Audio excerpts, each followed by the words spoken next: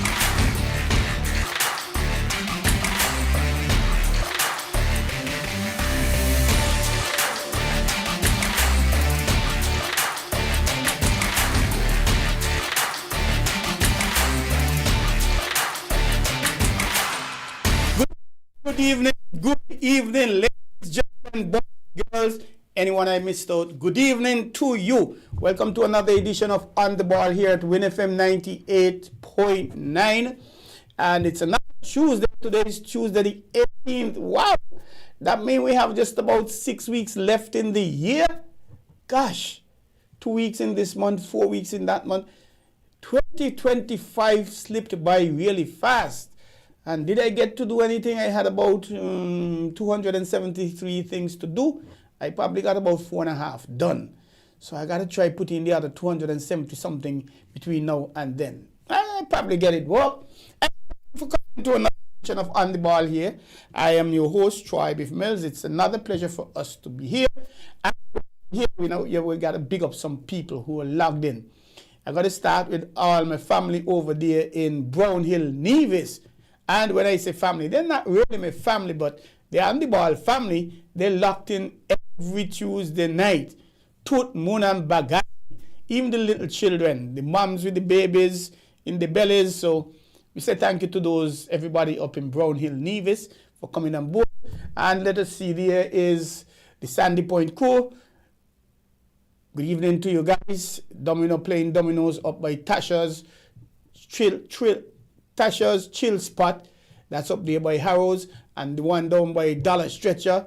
Normally I go down there, share little blows and get more blows than what I share.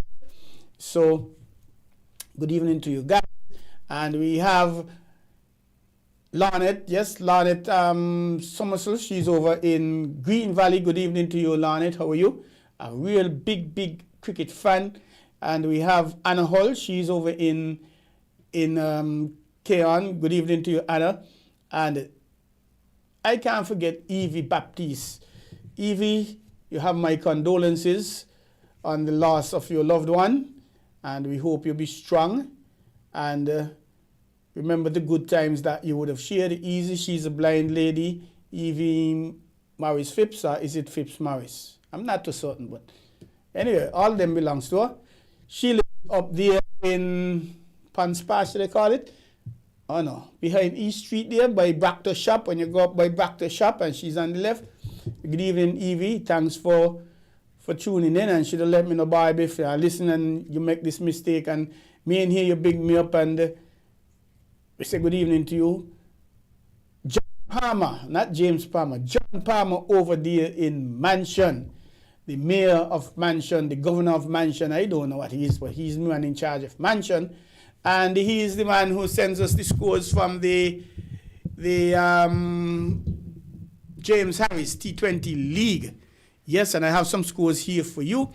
It's not to the finals. I think they had about 6 teams playing in the round 2, but 8 teams end up on the same points. I don't know that could make up, but that's a joke. That's a joke I'm trying. And who else we have? Oh yes, Chris. There's Chris from St. Lucia? St. Lucia, living in Texas. Good evening, Chris. How are you, sir? Thank you for tuning with us, tuning in to On the Ball with us. A lady in Sandy Point made me abuse me. Boy, Biff, you're accustomed to big up my name and call me, wish me happy birthday, and you didn't wish me a happy birthday this time. I say, girl, you won't know what happened, There's another lady from her cousin from West Farm, Palmetto Points, somewhere across the region, West Farm, Boyd's, Stonefoot. Yeah, she has a cousin in Stonefoot who normally call me and remind me that, hey, we got my cousin, she birthday coming up. And she didn't do that. So the lady accosted me, nearly had to call police because me big up, so me want to licks again tomorrow. So happy belated birthday to Nurse Patricia DeCosta down there in SP where the best me. Happy belated. She celebrated, was it last week? I think last week, yes. Happy belated birthday to her. And a partner of mine, Michi, a police officer, Michi Bergen, he celebrated on Sunday. These guys I going out, wait until I going down the road to catch a bus to come tell me they got a session and I hustling. I couldn't even stop and drink a glass of water with them. And when I reach home midnight, them man beating still, I reach home about 1 minutes to 10, after 10. No, after 11 I reach home. And them man beating still. I just had to go and take a bottle of water. No, it was 2 glasses of juice. And I had to head home. So, happy birthday to you, Michi. Those celebrating anniversaries today, happy anniversary to you. Those who celebrated birthdays and anniversaries between last week, Wednesday, and yesterday, Monday, happy belated anniversary, happy belated birthdays. Those who are celebrating between tomorrow is what? Wednesday?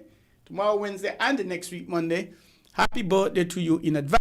Happy anniversary to you in advance. And congratulations to persons who achieved anything today or recently. Whether you got a new hairstyle, new finger polish, I don't know. You took a manicure, a pedicure. They don't have anything. Right? Not named woman cure, right? It's all manicure and pedicure, no woman cure. I think I might for a job as the empty for these carnival, give some jokes. But I know, I love a bad joke, but I can't give a bad joke. I love a bad joke. I do roll crack up when I get a good joke, but I can't give a joke. Even if you give a joke, no, the whole crowd roar. And I come back and give the same joke. That ain't working for me. But we say congratulations to anybody who achieved anything. Congratulations to Kunal Tilokani out of St. Kitts, making the West Indies on the 19 team, picking up 2 wickets in his first game. Hey, that guy gonna reach places, eh? But he come like 2 wickets. I don't know. Most times he bowl in the last 20 matches, he got 2 wickets. And he come like he don't make 50s either. This guy that make 20s, 30s, 40s, don't reach 50s. And maybe he just don't like making 50s, I don't know. But he needs to. He needs to make a few more 50s. So, congratulations to you, Kumal. And do we have congratulations for anybody else? Anything else? Not that I know in. But if you're not feeling too hot, you're not 100%, hope you recover strongly. People who say drink bush tea, drink some hot water with lime, and either squeeze out the lime juice and put in the orange, the lime peels in it. Well, I actually use lemon. So you should try that. And between, what bush that is? French sticky thyme, leaves from the mango tree, leaves from the soursop tree, leaves from, maiden apple or the sugar, they call it, maiden apple, the lizard food tree. You put all of them there and something going to happen. Well, we have a guest tonight. Well, actually, my original guest, would you believe we had a guest line up tonight, a group of people, breakdown sick. Well, not all but one breakdown sick. So the man in charge, his children break down sick. We want to have some children here in the group. All of them break down sick, break out with the flu. And then the secretary was to send the secretary to come instead, represent us. The secretary father break out sick. So we hope you guys, everybody get well soon. Return to full recovery speedily. And but we normally have a plan A and a plan B and a plan Z. So we're going to have another guest in with us about 7:30, and we're going to talk strictly cricket, West Indies cricket, St. Kitts cricket, local cricket, woman cricket, baby cricket, preschool cricket, any type of cricket. But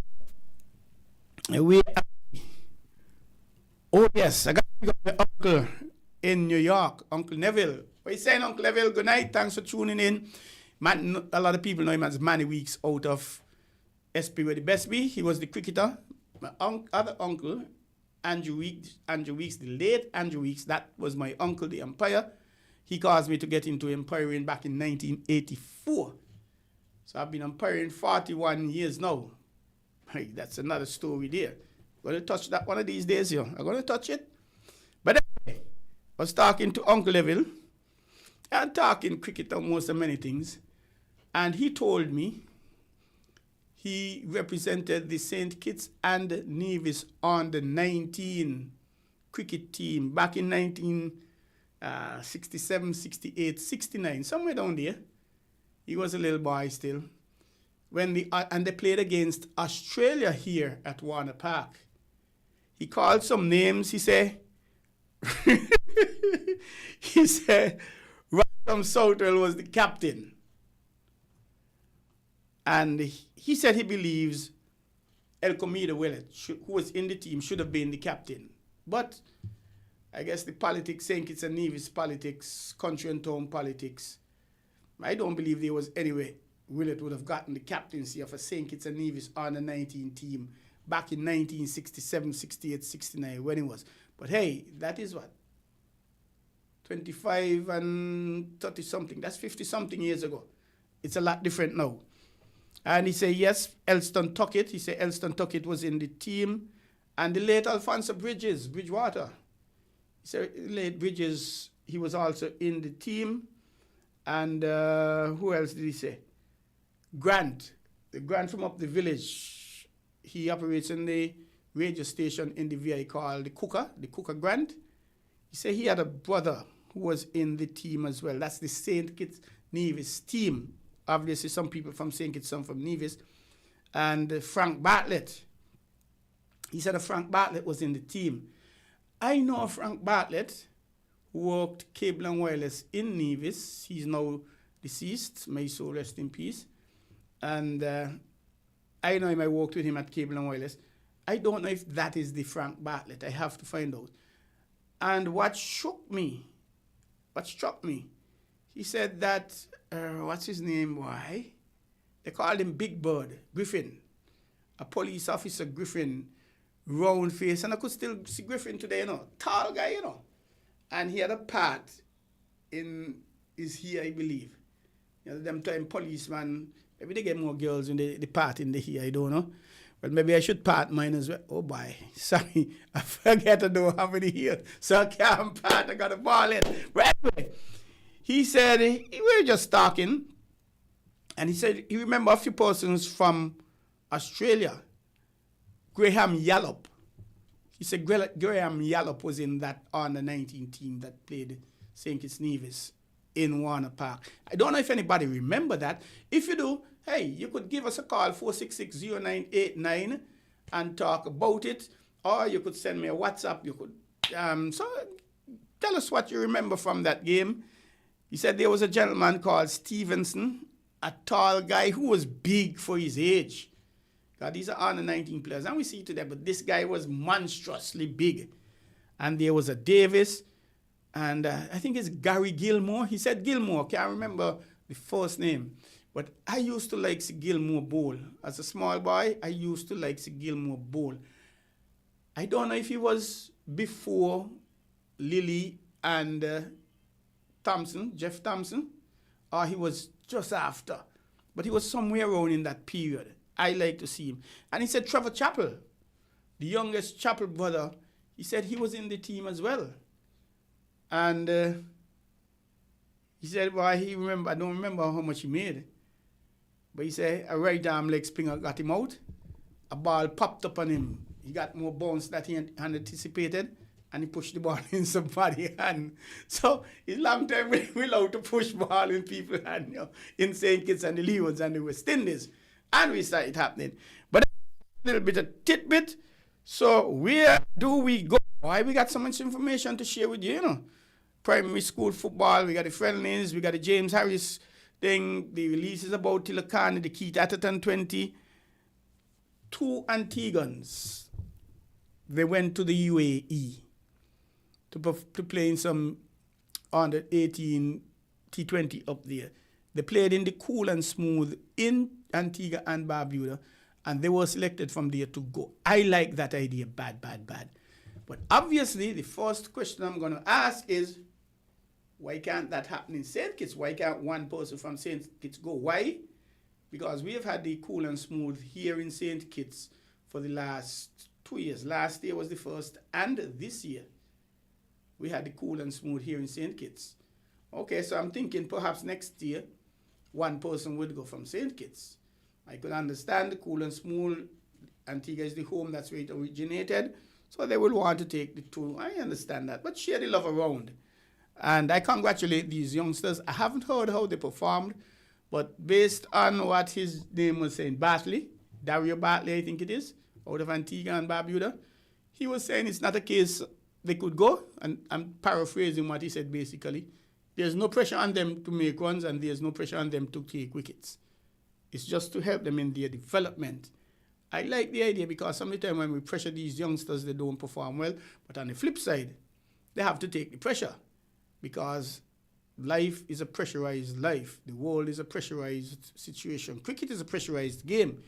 And you're under pressure to play for your spot. Not like the Leeward Islands under the Leeward Islands team that playing in the CG starting tomorrow, the CG Insurance United, where up to now people can't understand the selectors. I mean, I really don't know. Rakeem Cornwall, nothing with the bat, nothing with the ball. He gave up the captaincy. He's in the team. And he's like, let me tell you what ranking he is. I wasn't to bring up this yet, you know. But let me tell you a bit about his stats. And I know my guest's going to be ranting and raving about that. Rakeem Cornwall. He had 2 innings. He scored a total of 13 runs, an average of 13, a strike rate of 86.67. Is number 64 in the batting average. So let's put that in perspective. There are 11 players in the team, assuming all 11 played. Sometimes they make changes. So that's 11, 22. After 22 and 11 is what? 33, 44, 55. So 5 whole teams gone. And he's 64. So 55 man in front of him and 60 plus man in front of him. So you could say everybody from the 5 teams in front of him when it comes to making runs. But he make the team still. 64 in the batting. Boy, before you're chatting, boy. Maybe he make it for the bowling. Yeah, that's it. Maybe he made it as a bowler, not as a bat. But hold on. He had 4 innings and he took 6 wickets. At an economy rate of 2.85, an average of 12.33. He was much better. So maybe it's the bowling. He was number 16 in the bowling. Number 16. He bowled 115 dot balls. That's good. 115 dot balls. That means when he bowls, he keep he bowls off break. So he keeps the batting tight. But let us look at Terence Ward. Terence Ward. He had 6 innings. He took 14 wickets, the second most wickets in the competition. Economy rate of 2.71. An average of 15.21. Oh, what is this? Well, Biff, you're seeing right? I got to clean my glasses because I seeing the wrong thing. He had 351 dot balls. 300, we're talking about Terence Ward. 351 dot balls. He was ranked number 2 in the bowling, and he cannot make the team. Plus, he made a century. There were 12 centuries in the competition. He made 1. Well, let's break it down a bit. Kyle made 4. Why name from Nevis? Carlton Boyne took it, the keeper, he made 2. So that's 6 centuries done gone. A gentleman, the Tyrone Williams from Antigua, he made 195. Colin Archibald from Nevis made 125, I think it was. So that's 8 gone. Is it Truitt? A youngster from Montserrat made a century. So that's 9. Terence 10. I can't remember the other 2. But 1 of 12. What percentage is that? I can't know. And Terence can't make the team. Can't make the team. And Jamal Hamilton. I really believe up to 2 years ago, Jamal Hamilton, and he may very well still be. I think he was the best glove man, the best wicketkeeper I think we had in the West Indies. Maybe up to last year tournament, he was. I think he fell off the radar when West Indies when they were going to Australia That is in December, January 2024, when he said he wasn't available. I think that would have been his time to start and run things and get a long, really long stretch. But he's out. I don't think he can make the team as a keeper now, because I like Imlach. Kevin Imlach from Guyana, I like him. Why name still we can't discount the Silva? Because remember the last tournament the Silva had, he had about 500 runs, 600 runs. He made 2 centuries in a match right here at Warner Park against Leewards. He made a century in the first innings, and the second innings he made a 150. Joshua De Silva. And he's again in the team, eh? He's the captain for Trinidad team. So you can't discount him. Amir Django, you still can't discount Amir Django too, you know. And he's also from Trinidad, that's another keeper. And now you have Carlin Boyne Tuckett on the scene as a keeper for Nevis, and the captain, he made 2 centuries. Plus you still have Joel Andrews. Joel Andrews' claim to fame was when he was a keeper bat. That's what he made the West Indies under 19 team as 2 years ago. And I am not certain whether it's him or his camp, but I'm getting the impression that they may not really like to have him be the captain, to have him keeping, just concentrating on the batting. He got a batting issue. According to old people, he look like the blood will rush up in his head too often. He looks like he doesn't play ball on its merit. It looks like he believes that every ball he could hit for 6. And really nothing wrong with that, yeah. In my view, I don't think a thing wrong with that. If you think you could hit every ball for 6, it shows me that you're aggressive. However, you got to play each ball on its merit. In my humble view, you got to play each ball on its merit. A ball come for 4, to hit it for 4, you hit it. A ball come for 6, you hit it for 6. But I don't know. I mean, I wasn't a batsman of sorts. And my high score was what? 83. I made an 83 back in 1980 playing in England. I made 2 half centuries in my life, 83 and 55. And it was 83 not out, I think it was. And I batted at number 3 and number 4. And that's what is in England. I hit one. Sorry to take a different part. I hit 1 6 in my life. Once in my life I ever hit a 6. And that was in England. And let's say the boundary here, if they didn't move the boundary here, it wouldn't have been a 6. It would have been just a 4. I was never ever a strong person. I've never made the sprinting distances in school. I've never made the jumping distances in school to give me house a point. I've never made the shot put when in school. I was just naturally weak, can run fast, can jump. But I made 2 half centuries. So, we're going back to the West Indies team. It seems as if the new thinking is sweeping and reverse sweep. Too many times I'm seeing West Indian players particularly sweeping ball off the center stump and, or reverse sweeping off the center stump. I mean, I don't know. Maybe they just walk out the ball. They didn't pick up where the ball pitched the line. I don't know. I just don't know. But these guys sweeping ball off the center stump, sweeping ball off the middle stump. But who am I? I'm not cricket of really any great repute or anything like that. So I have to ignore that. And now we are South Africa. Hey, well, I guess we're going to touch that. We have CONCACAF World Cup qualifiers. Boy, and it's do or die tonight, yeah.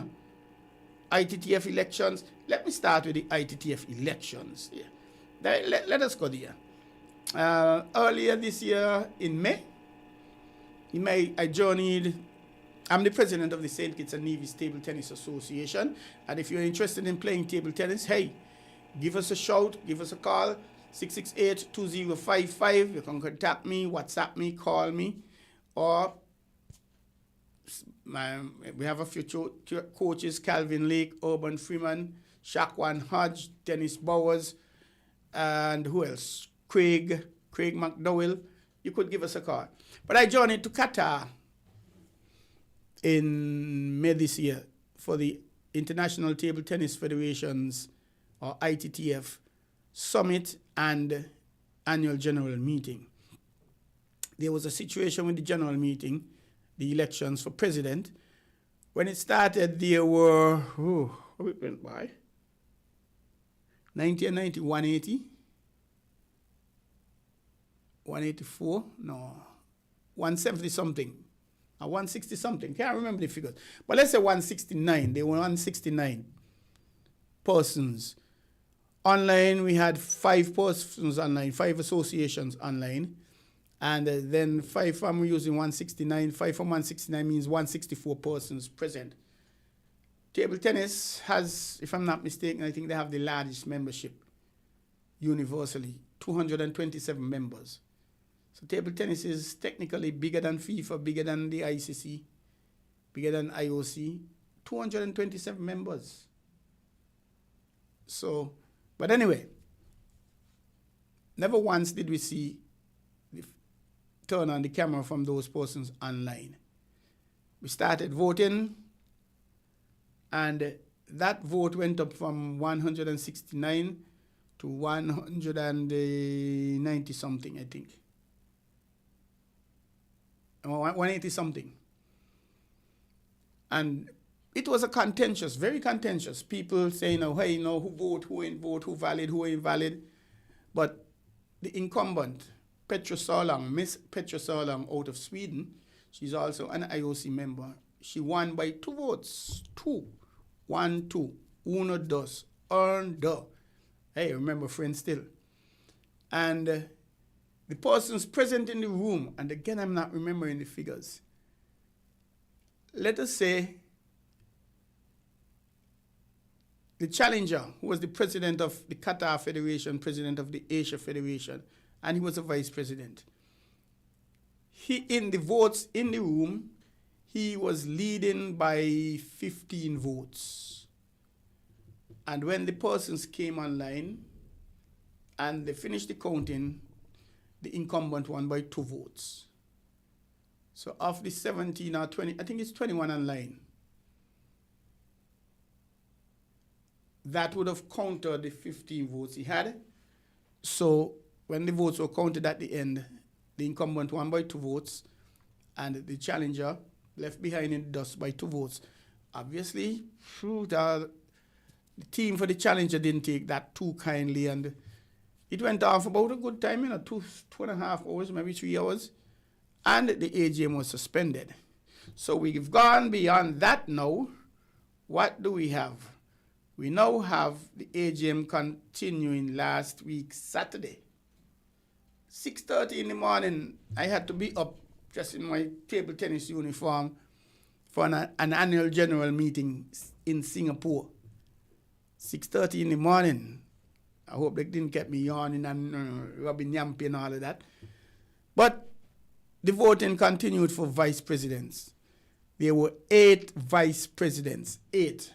1, 2, 3, 4, 5, 6, 7, 8. 8. And people were coming from all over. He had candidates from all over the world. Something happened I didn't really like about that. I don't like the fact that you're going to come and tell me today there's an election tomorrow and you want me to vote for it. To me, it's insulting. You know you're going, and you know I'm there, and you know you could contact me as the list is there, the directory. So make a call, send an email. Hey, St. Kitts, how you doing? Even if you don't mean anything, at least do that. Why, up to the morning of the election, the day of the election, people flooding you from all over the world, But to cut a long story short, you have to get 50% of the votes or more to be considered. And this one went down to the wire. When I said to wire, to the wire. It started with maybe about 21 people. They voted. 4 of them went to right away getting 50% or more. and we had 211 countries voting out in 2017. So when they do that, the person with the least votes gets kicked out. So next round, the person with the least votes isn't in it. So the top four, how many gone through, they kick out the two, but from stage one, the two persons at the bottom tie. So we now have to vote for those two to say which one going into round two. So we vote for the two. We vote for one person out the two. We must get 50% or more. And then that one gone to the dust, the next one gone. So they come, let's say they bring 7, I can't remember, 9. They vote again. One person or two persons got 50% of the vote. So now they no need to vote for 2 more. So, and they kick out the bottom one again, and they gone again, and they gone again. Do you know it reached down to voting for 2 persons to find the 7th, the 8th, and final vice president? So it took some time, but what we have here now, the ITTF executive vice presidents, Mr. Anthony Moore, and he's from Australia in the Oceania region. And table tennis is structured universally, something like FIFA. I think some countries or some international bodies have maybe six continents, but table tennis we have 5. So Anthony Moore, Australia, he's one vice president. Mr. Liu Guoliano from China, he's another vice president. That's 2. Ecuador, which is our region, we have actually 2 of 8, 25%, which says a lot for us. Mr. Paul Calais, he's out of Ecuador. He's a member, or he's a vice president. And Miss Virginia Song of the USA, she is a vice president. And USA is in our continent, ITTF Americas. So we have 25% of the vice presidents, which is extremely good. Coming into this election, we only had 1. The gentleman from Brazil, Alo, he didn't get back his seat. But anyway, then we have Her Royal Highness Princess Zaina Rashid of Jordan. A true real princess. Beautiful lady, boy. I was nearly convinced to go to live in Jordan, but... So she's there, and then we had Mr. Wahid Oshodi of Nigeria. So he's from the African continent. Miss Beatrice Romanescu from Romania. And Professor Vili Ozan Kakir from Turkey. So ideally, we have Asia. Do we have anybody from Asia here? It doesn't look so bad. Yeah, China is Asia, isn't it? Yeah, we have Oceania, we have Europe, we have Americas, we have Africa. So we basically have a thing which is good. And the ITTF president, Petra Solang, thanked the outgoing presidents for their contributions and congratulated the new members. Today we move forward together like a united family. I think a little easier said than done, eh?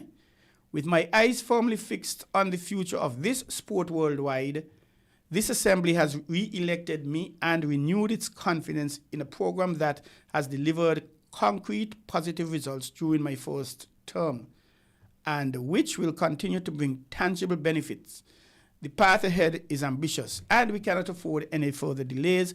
The new executive committee met for the first time the day after, Sunday, and obviously they met by Zoom. So on behalf of the St. Kitts and Nevis Table Tennis Association, on behalf of the government and people of St. Kitts and Nevis, and on behalf of our OECS Table Tennis Federation, the Caribbean Region Table Tennis Federation, and ITTF Americas, I say congratulations to the president, Ms. Petra Soling, and also to the 8 vice presidents. And we actually hope we are the smallest country member of ITTF, 1,008 square miles, which is 279 square kilometers, I think, about there, and a population of 53,000 people. So we say congratulations, and yes, we have one vote just like England and Germany, but we are a minnow. Of all the countries, we are the smallest country member. So please remember us and work for us. Congratulations again to the vice presidents. And elections are every 4 years, so we wish them well. Ladies and gentlemen, we are going to get into cricket. My guest is here, and he's roaring and ready to go as ever. And let's take a short break, a very short break. And when we come back, we're going to jump right into cricket, no holds barred. You're free to call as usual, share your view, what you like, what you don't like. And we will be back. Stick and stay, don't go away.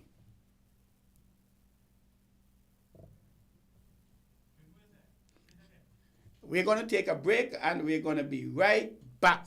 So don't move, eh?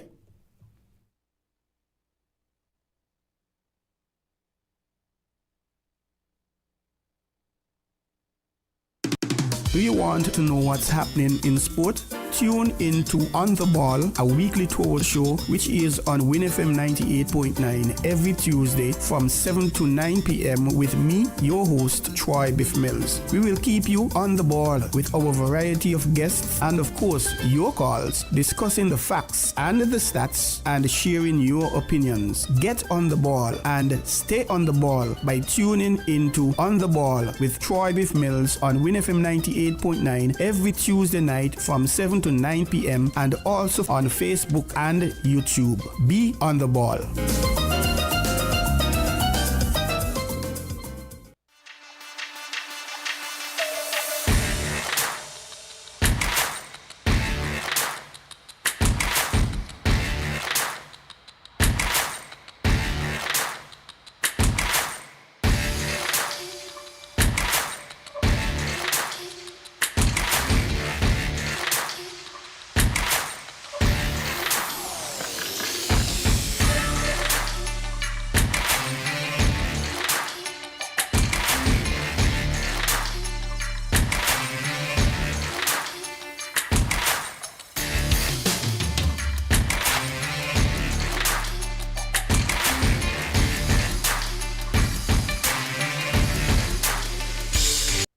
Do you want to know what's happening in sport? Tune into On The Ball, a weekly talk show which is on WINN FM 98.9 every Tuesday from 7 to 9 p.m. with me, your host, Troy Bif Mills. We will keep you on the ball with our variety of guests and, of course, your calls, discussing the facts and the stats and sharing your opinions. Get on the ball and stay on the ball by tuning into On The Ball with Troy Bif Mills on WINN FM 98.9 every Tuesday night from 7 to 9 p.m. and also on Facebook and YouTube. Be on the ball.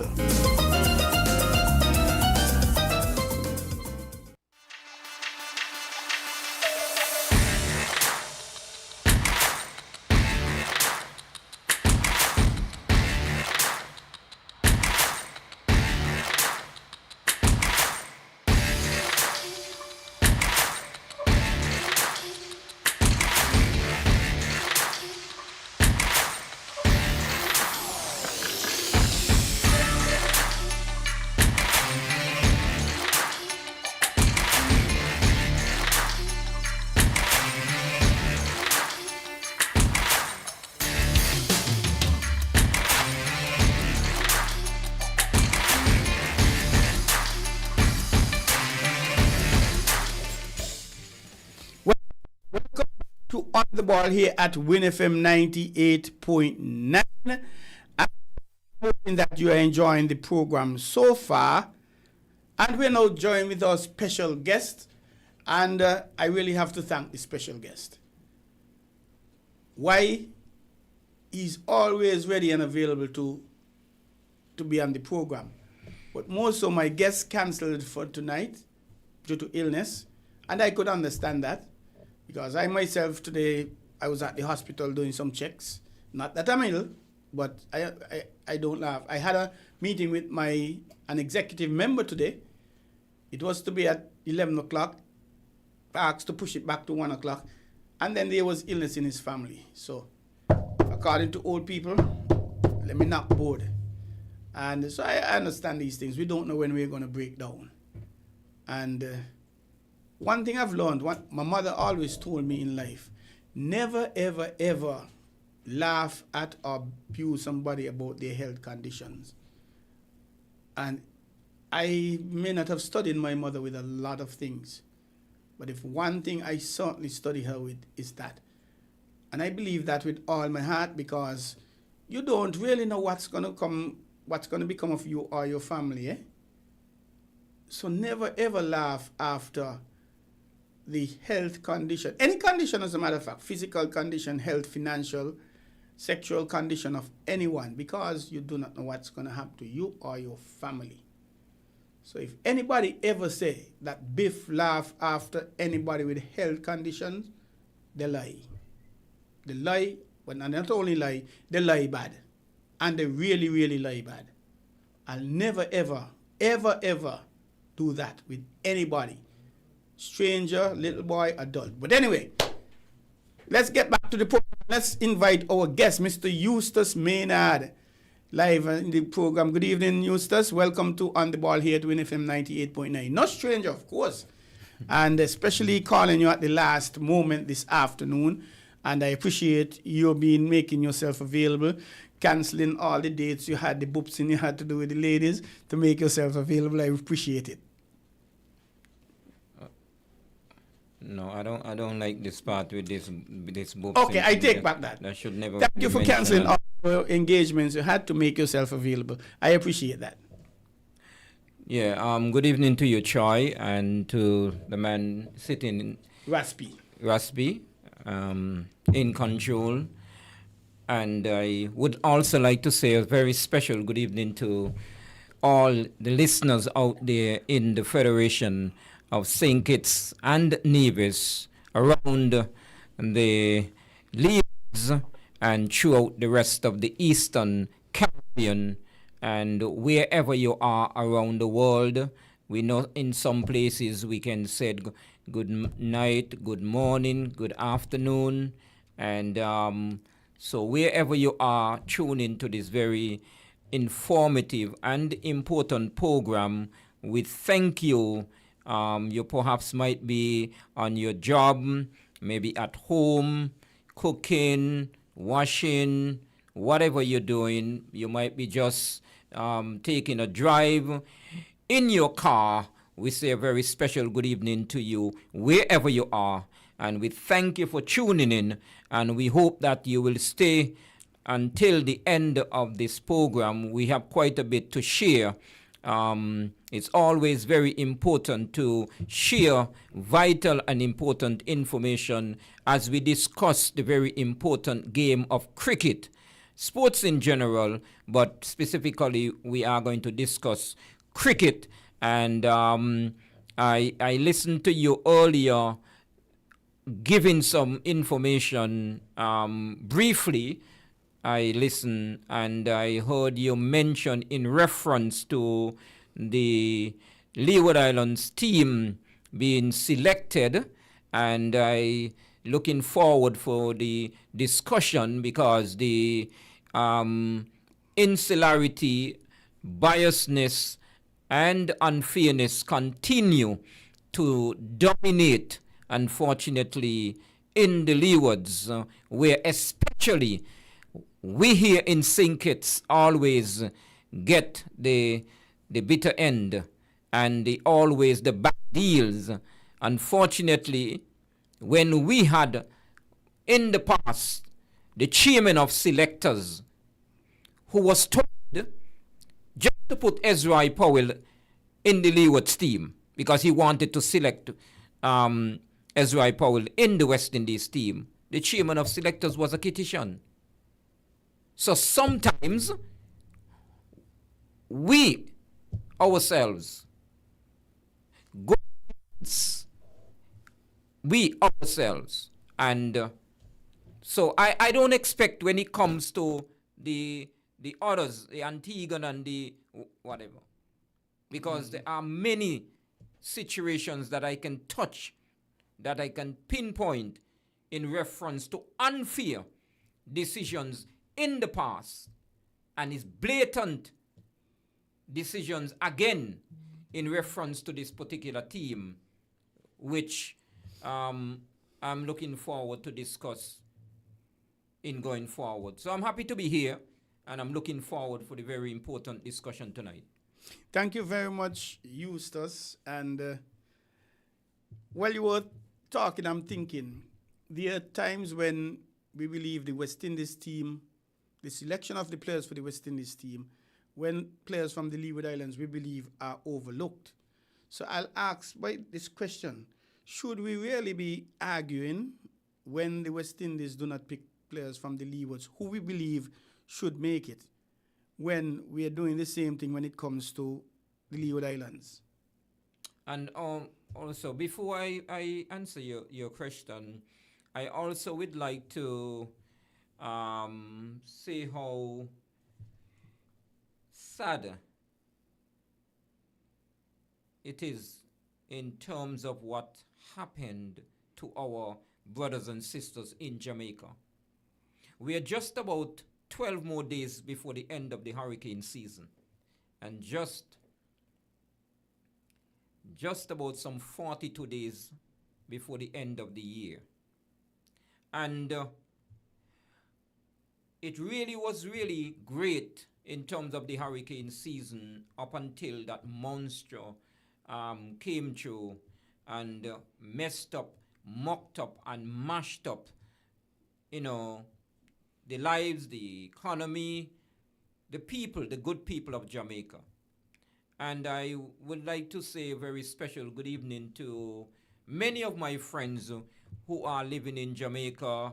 I try to get my friend Nehemiah Perry, the former West Indies off spinner, and some of my other friends haven't got a chance to touch base. I know that it is not really easy for them, and it's a very difficult road based on these so many things. That last record of some 45 lives gone, unfortunately, and where there's a loss, it comes with a cost, and it's another position who will bear these costs, but it's going to take quite a bit of resources, financially, physically, mentally, you name it, to really build back a country that have done well in terms of especially the sports, the track and field,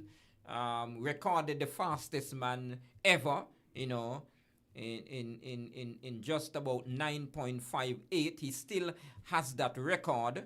And the outstanding decorated female, Sherry Ann Fraser, who just about bowed out recently, and we wish her all the best. And the many who would have represented their country in the different sports, especially in track and field, football, and cricket. So my heart really goes out to the people of Jamaica. Our prayers are with them, and we wish them the very best. And we will just leave the great God to take care of the rest. And speaking about that, Eustace, we are having the weather changed up tremendously today. I went into the hospital leaving brilliant sunshine outside, not a cloud. By the time I came out, I thought I was lost. I had to go back in and get my bearings because the sky was heavily overcast. And up to when I came in WINN FM this afternoon, about 3 o'clock or thereabout, there wasn't any rain as yet. So I haven't gone back out since to see how it is with rain. Any rain had fallen when you were on your way in? You're speaking of this evening? Yeah, this evening. No, it eased up. While I was, still in the office, I say to myself, it seemed like the rain have eased up, and there are times when it rain up until the early part of the evening, and then it will hold up for the rest of the evening. But yes, as you rightly mentioned, it was blazing bright, sunshine blazing down in all its glory here in this beautiful land of paradise, and we are blessed in terms of normally, over the years, for a very long time, it used to be September in terms of the hurricane peak and tremendous amount of blessings from above. It so happened for the last 2 years, it has shifted from September to October. And I was not surprised. Well, I spent most of the time October overseas. And I was told, gave the information, updates and so in terms of the tremendous amount of blessings where the Master opened his clouds and poured it on our nation. And it really was, they told me, 2 consecutive days. I can recall a Thursday and a Friday, and it really was pouring, and then continue over in the other week. So we were blessed tremendously in terms of October. I think that we are behind the 8 ball in terms of rainfall over the years, because we used to get at least 55 inches of rain, before. And I remember in 2015, it went from, say, 55 normally to around 17, increased a bit to 21 the following year, and then to 38 the following year. So in 3 consecutive years, we were seriously rocked back in terms of the amount of rainfall, and gave us a serious deficit. And it as they say, climate and change. whatever and things like that. But we wish our nation and the Caribbean, the very best in terms of the rainfall, and for the rest of the hurricane season, we hope that we will continue to get the showers of blessing, but no storm, because that is what really create the harm, and we are looking forward to continue to grow. But the sports, as we are here to discuss, and you would have asked the question, why should we argue when West Indies, they do not pick persons from the leewards who we believe should be picked based on performance, etc., when we are not doing that at the leewards? So could that be considered hypocrisy? Yes, in some sense. It's not always because nobody has the right to do wrong. And it's never the right time to do anything wrong. I like that. Right? Nobody has the right to do wrong, and it's never the right time to do anything wrong. Right. I like the two of them. Yes, I like that. Yes. And the West Indies selectors at all time have a responsibility and an obligation to always call it right. It doesn't really matter what happened in the leewards. The leewards also has the selectors do have the responsibility to call it right. Don't pick any team based on territory or insularity. Don't watch no face, so to speak. Right. But just for instance, Livingston Harris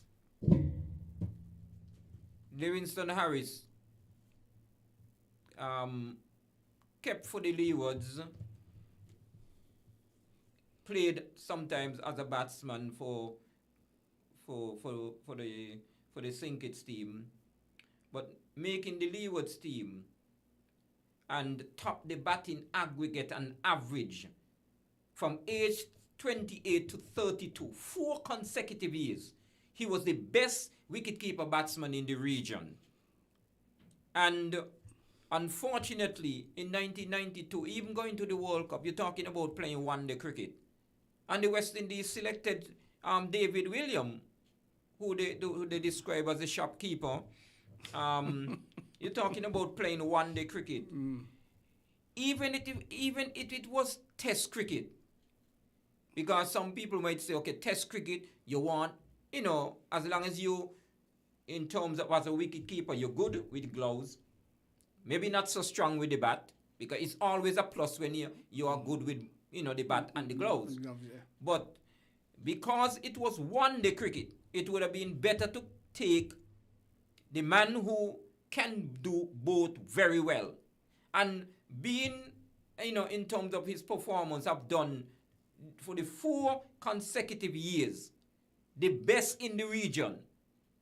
But he was overlooked because the selectors did not see it fit to call it right.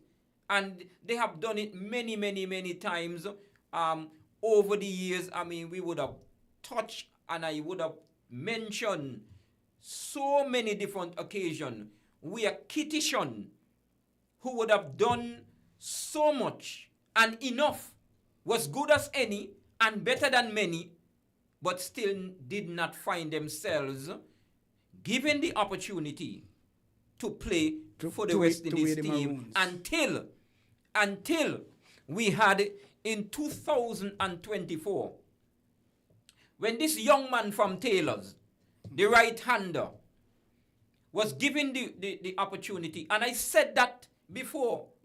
Give Michael Louis an opportunity to play for the Leewards. And as long as he plays for the Leewards, he will be in the West Indies team. And the rest is history. The man and many, even greats in the past, because we can't say in the West Indies right now have any great. You have good players, but no great. Last great was Lara, some said to some extent, Sanja Paul, but real great, genius, the best batsman, in my opinion, to play Test cricket, Brian Charles Lara. But the Harris you mentioned, sorry to Livingston Harris, yeah, because he was nicknamed Livingston. He was nicknamed the crisis man. Because most times during that period he went into bat. Yes. Leewards would have found themselves 40-something, 50-something for 5. Where they were 20 for 6 in Trinidad against Trinidad. Okay. And he and another Kitty Shun, the all-rounder, Noel Gishard, one of the few in the Caribbean to have a double. Still did not 100 wickets. Yeah. If he was from another island, he would have made the West Indies team. Especially Antigua. Oh, yes. Well, Antigua, Barbados, and whatever.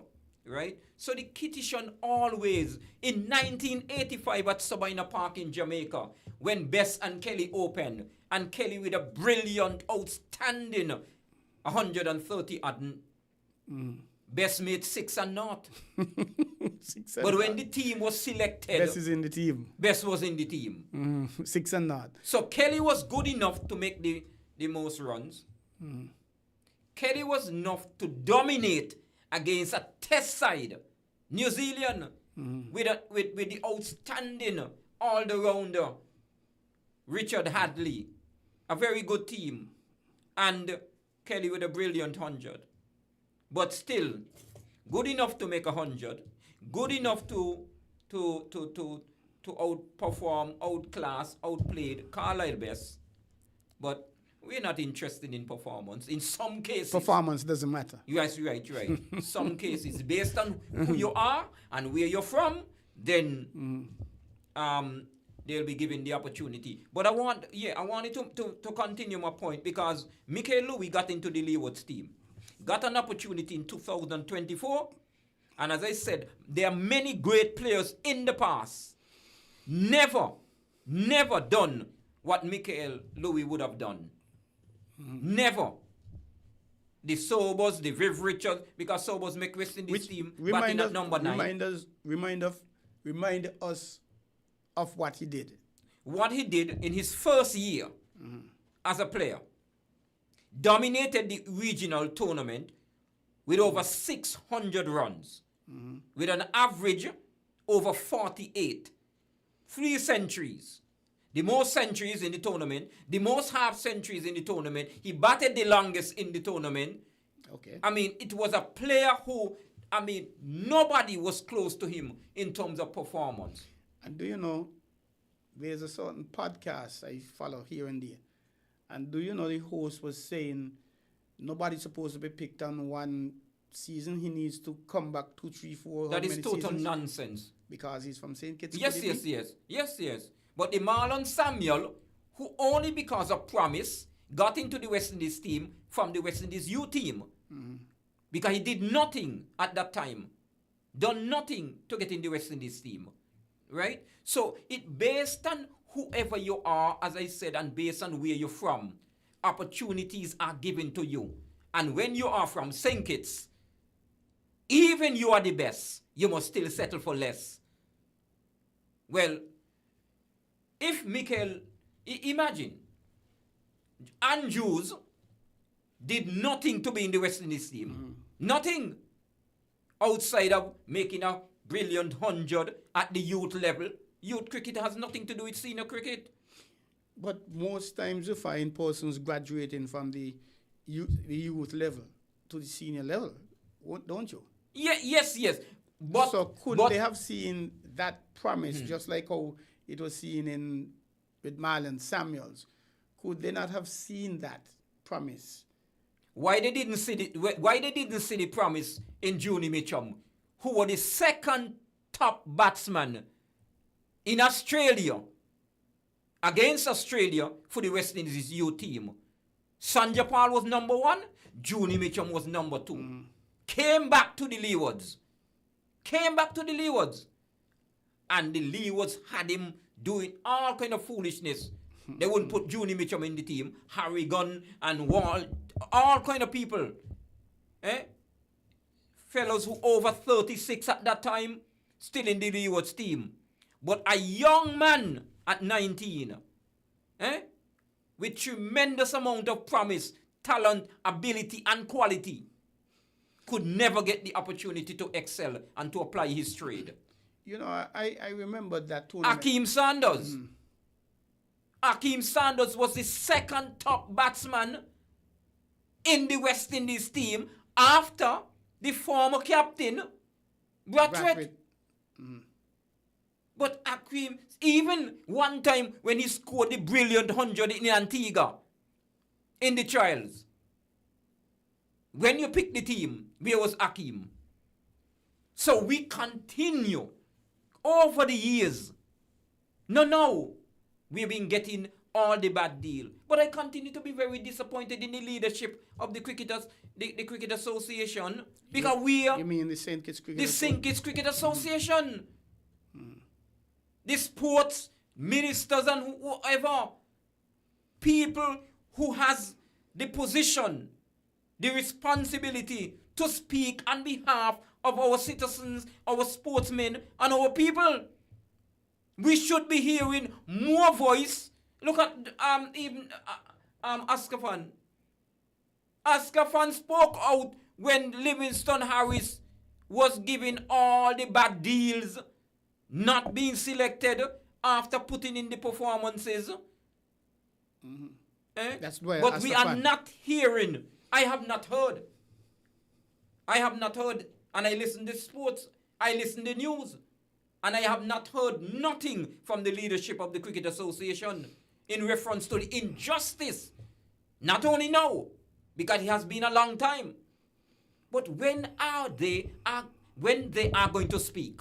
But then the president was just returned to office 6 months ago. Well, I am not too sure, to be honest. Why? Because there are times, yes. There are times when you get bad results. It's not all the time someone win, and winning was good. There are times when just by winning is not the best results. There are many, and I can go on in different situations. Something that is also very important to me when it comes to governance, politics, and service. And it also happened also here on the island and throughout the Caribbean, also around the world. There are times when the best people, the best leaders, the best party do not win because of different circumstances. But that's democracy, unfortunately. Democracy, all of us make our choice. But there are times when the people who control, who control the process, Do not let the process, complete in a fair manner. That's interesting because there have been allegations of concern in the last elections of the Cricket Association in May. Yes, I've heard a lot of unfortunate things where people who voted were not qualified to vote, just like how we normally have here in our general election, which I have so much to say about that part, but I will leave that for another time. Of course, this is a sports program. The reality is that at the general meeting, there were a lot of things I understand because I don't have the evidence, but you hear all kind of speculations and all kind of things that took place, allegation. But if somebody voted, because first of all, you must be qualified to vote for you to vote. And to have been qualified, the elections were when the 15th of May, a Monday. You had to be registered, not only registered, but paid in full the previous Monday, the 8th.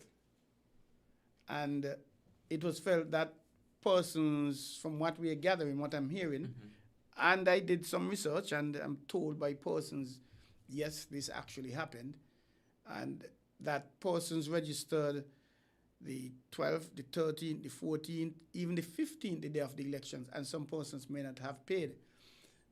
There was another thing, the membership went from 57 to 101. And up to now, nobody knows any of the new members. No document has come out to say, hey, this is the membership of the St. Kitts Cricket Association. And I was one of the persons who asked. I asked for it. And up to now, the letter wasn't answered. So that is a problem. Could you be a part of a team and you don't know who your team members are? I don't believe so. And but if you're trying to hide it, suggests that there's something sinister.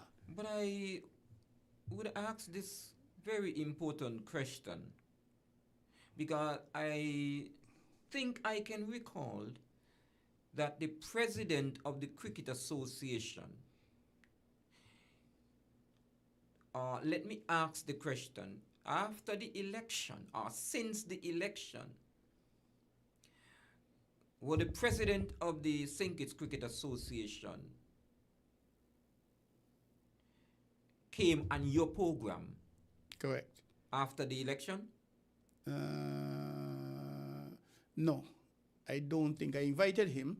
He was to come, but then he couldn't. He wasn't available eventually. So he hasn't been on the program since the elections. He was on before. I don't remember him being on the program since the elections. Well, maybe it's perhaps your fault in a sense in the media. I can't argue with you. Definitely, he should have been here. His association should have been here officially in the media. I can't argue. I can't argue against that. Answer to the public, and that is why. And I'll tell you this: I really would love to have him now because it is my understanding that 2 letters have been sent to the association shortly after the elections, and I saw a document that questions were being asked about what we just discussed. Allegations of irregularities, etc. But not only that, I understand the letter was sent recently by a party, an entity, asking him to respond within a certain time. But I don't think, from what I've gathered, that response has come. And I know there's one person has been saying that there should have been a general meeting by now. And even so, I'm getting the impression that members of the executive, that letter that was sent, I'm getting the impression it hasn't been tabled before the executive. My understanding is correspondence coming into an association, as petty as they may be, you need to table them because there is a line item correspondence when it comes to your executive meetings. And you must say, well, hey, on these days we got 7 letters, whatever, one from you, one from me, saying this and that. And you give a summary of at least some of the letters you would expect that you'll go deep into. And your responses as well. Well, this was what was asked of us, and this is how we responded. So But if they're not tabled with the executive, that's a challenge. That's a serious problem. I believe that's a breach. But hey, that's another kettle of fish that we'll have to deal with. But you made a point about June and Mitcham, and I can remember that vividly. That was 1993, when the Northern Telecom tournament was played here. Yes. That was when we got all these playing fields around the country, when it was said that nobody needed playing fields, they need food on the table and all of that. But I think we're now seeing the dividends and the wisdom and the prudence and the vision of 1993 building those play fields around. Because of that, we are able to host West Indies tournaments here. And we have seen the benefits. World Cup, the youth ICC U19 World Cup, which we've hosted here because of that. And as recently as a few weeks ago when we had the Leeward Islands mixed tournament, the only two countries in the Leewards could host these sort of things, we and Antigua. And if we're required to have 4 matches being played simultaneously, or even 5, Antigua can't do that. Antigua, we're the only one capable of holding 3, 4, 5, 6, 7 and all matches at the same time. So that was good vision. But going back to the team, and you have made some good points, and we could call names over the years, persons we believe should have been in the team. Victor Eddy, he should have been one. Noel Gishard, you mentioned. James Harris from way back when. And Len Harris. Exactly. You know, I mean, you're talking about... But where does it stop? Where does it end? Well, it's end? It's end in a lot of sense when you have people, and this is what it continue to get me very angry and upset. When people seek to serve, if you seek the opportunity to serve, or you seek the opportunity, first of all, if you're seeking the opportunity to be elected, you're only seeking, and really and truly should be seeking, the opportunity to be elected for one reason. And that one and only reason is to serve. Correct. If it so happens that you are elected, you are only elected for one reason. To serve. And that one and only reason is to do what is good. So when you do what is good, you're not doing a favor. You're doing what is expected to do. You're doing what you should be doing. You're doing what you said you wanted to do.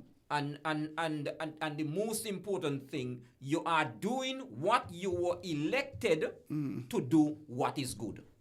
Right? And unfortunately, we have too many people, no integrity, not professional, not honest, you know, and I really want to say a lot of things, but I will leave certain things to well, you reminded me. But we need people in high office, whatever the office, with integrity. This morning, every Tuesday, WINN FM hosts Dr. Osborne on very and this morning the show was a daily dose. It's called on Island Tea. Is the entire 2-hour program, you know, and she was there and she mentioned integrity. Well, some words can be used directly. Professionalism. Yes. But confidence, confidentiality, and things like that. These are certain things that, as a doctor, you're expected certain traits and qualities you need to have. But shouldn't we have those qualities? Not when we carry them as a doctor. Exactly. Whatever your capacity. Because if you are cleaning the drain, that don't mean that you should be somebody who don't care. Exactly. And you should do whatever job you're asked to do, you're being paid to do. You have to do it to the best of your ability. Only quality is what counts when it comes to my book. Right? And when it comes to service is not only a courtesy. Service is a commitment. You must be committed to serve. You ever thought about going into politics? Well, I've been asked many times. I'm detecting that that thing. There's a gentleman. He ran for the presidency of the St. Kitts Cricket Association, Calvin James. Mr. Val Henry also ran. Yeah. And the incumbent defeated Val by two votes. But Calvin has always argued, and say good night to you, Calvin. How are you, sir? Hope all is well.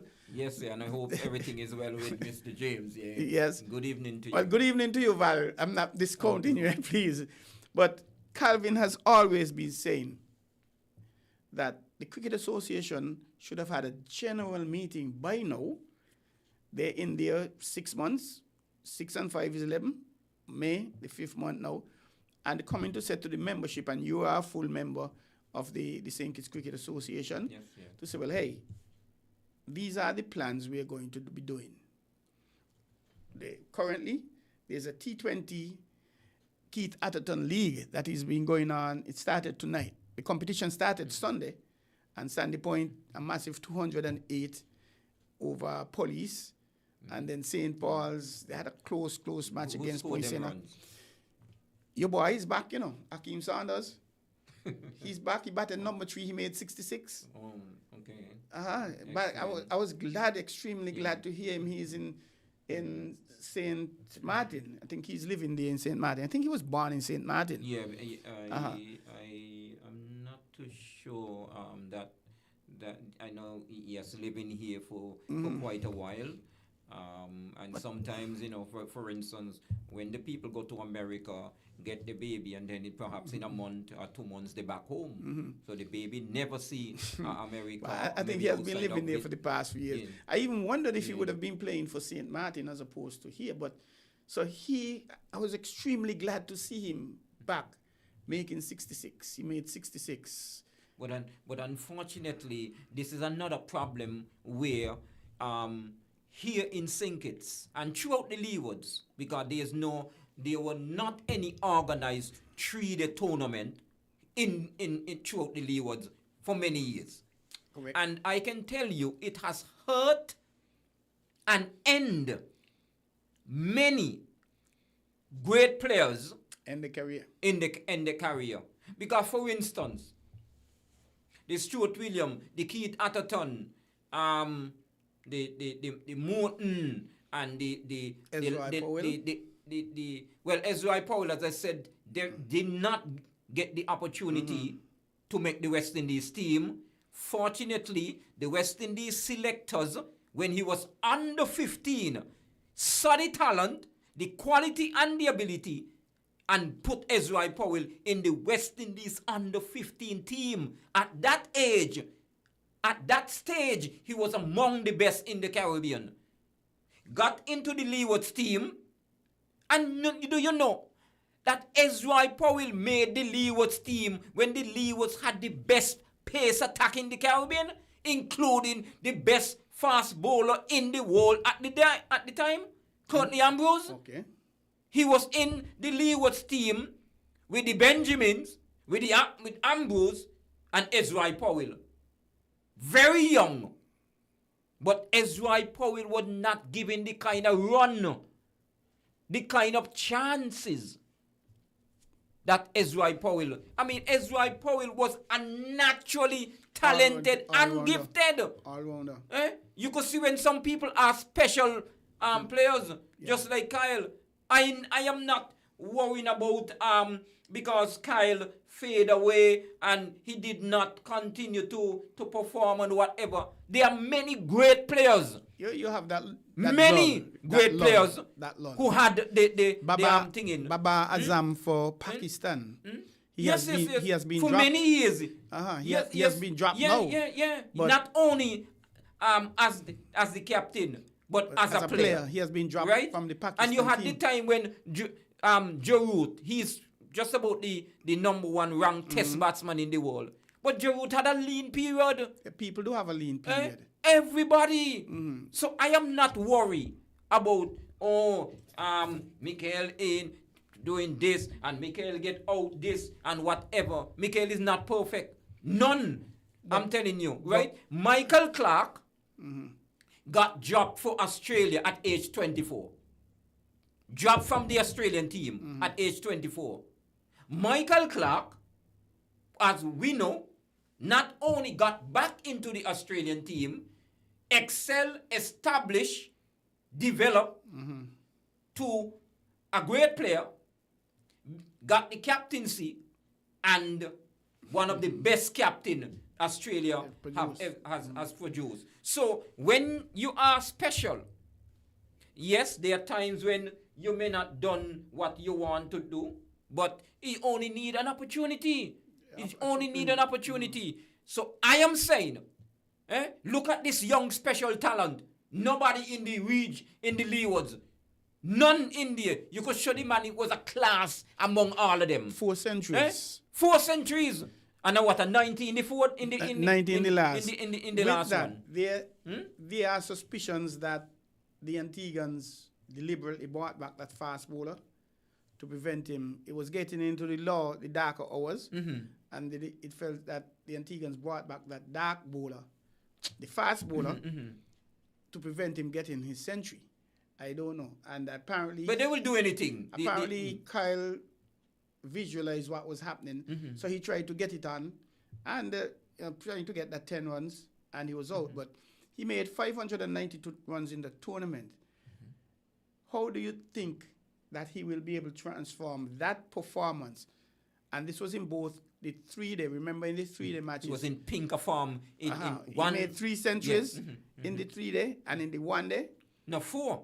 No, hold on. 3 centuries in the 3-day in the 1-day matches, and in the 2-day match, he made a century and the 90. So how do you see him transforming that performance into the Leewards team here now for this tournament, which begins tomorrow in Trinidad and Tobago, and Leewards are playing Windwards? Well, it's a very good sign where we have our top batsman. He's definitely the best batsman by far in the Leewards. So don't mind the Anju and all of these fellows, and that fellow who they gave the captaincy. To be honest. And yes, we in Sinkits may say, okay, he will not give him the captaincy for Sinkits. So that's why the Leewards selectors decide not to give him for the Leewards. If they wanted, they would give him Michael to captain the Leewards. They would have given because to be honest, Michael is the one who really deserves to captain the Leewards. I'm glad you mentioned that, but there's an argument that they shouldn't give him the captain now. He will captain at some point, but now he should be left to concentrate and develop more on his craft and not be burdened down, for want of a better expression, by the captaincy. What are your thoughts on that? I mean, yes. Do you think he can captain and perform well, or let him forget the captaincy for now, let him bat and perform? What do you think? I will say that, yes, it could be, well, which is an opinion, because, you know, an opinion is not always facts. The reality is that you may give him the captaincy and we see the best of him. Right now, the fella Gill for India, Shubman Gill, he has more runs as a captain, yeah. Or let me go down to South Africa. The present South Africa Test captain, Tambo. Yes. The first black captain. He averaged in his 20s when he was not the captain. Now he averaged in the 50s when he's the captain. Right? So responsibility works. Yes. It brings out the best in you sometimes. I am not always would say that, because there are people who can manage themselves given responsibility, and some people can't manage given responsibility. Yeah. Right? So it's just like people make money, but they still go out of business. Because how you manage the business exactly is very important, and not only very important, it's most important. You're listening to On the Ball here at WINN FM 98.9. I'm Troy Bif Mills. My guest is Mr. Eustace Maynard. We are talking cricket. And hey, the lines are open, 466-0989. You can call us and give your view, or you can call us if you're overseas. The UK, you call 033-344-0065. In the USA, 718-285-6984. And in Canada, 305-921-4619. You may have a different view to us, and you're welcome to share it and just defend it, of course. And we're talking cricket, basically from St. Kitts all the way up to Leewards. And I really thank my guest here. I call him the walking encyclopedia, because all these dates and stats in Sabina Park in 1998, who made 53, he has nothing written on any paper. He's not referring to any phone. It's all here. And that's something I really like about him. And the knowledge is there. Sorry to cut you off, but let us get back to Kyle. I agree fully with you. Responsibility could bring out the best in you, and at the same time, it could put you deeper in the mire. It's either bring the best or bring the worst. Let us look at Carlton Boyne Tuckett out of Nevis. He was the captain of Nevis. He made 2 centuries. He's the wicket keeper. So as the captain, you have that responsibility. Plus as a keeper. As a keeper is even greater responsibility. Yes, yeah. In my view, once you're a captain and you go to bat, you're no longer the captain. You're a batsman, you're a player. Leave those in the pavilion to change up the batting order and send down me instead of you or whatever. You are a batsman, you bat. Yes, when you're fielding now, but as a keeper, it's even worse. As a fielder, you're concentrating on by who to change the bowlers and how you rotate them and who to field setting and all of that. But as a keeper, you still have to concentrate on every single ball in the match. So my argument, if it's a youngster at Carl Boyne Tuckett, could make it as the captain of Nevis and now the vice captain of Leewards. But that would have never happened if he was from St. Kitts. And if Kyle was from Antigua or Nevis, he would have been the captain of the team. Well, you made a point, Kareem Ago, the captain of the team. Really, I've been following the Antigua and them pushing him. But yeah. I knew, and in my view, Kareem Ago, nothing special. Joel Andrew, I knew they would have been included in the Leewards team. Excuse me, you have to include them. They are West Indies players. So I know they would have been in there.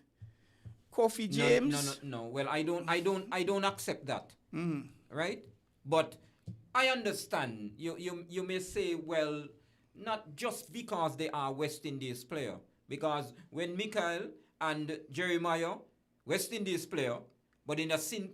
Kitts Patriots, that's different team, politics, different kettle right? of fish. I agree with you. I think I know what you're going to say. I agree. Yeah, I agree with you with that. Time. But that Patriots thing is.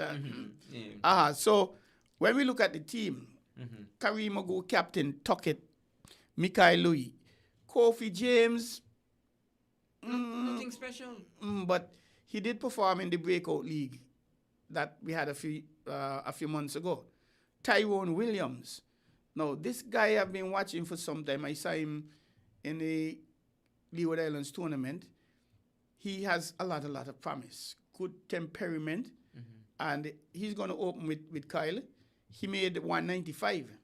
He had a couple half centuries, but he missed a double century by 5 runs.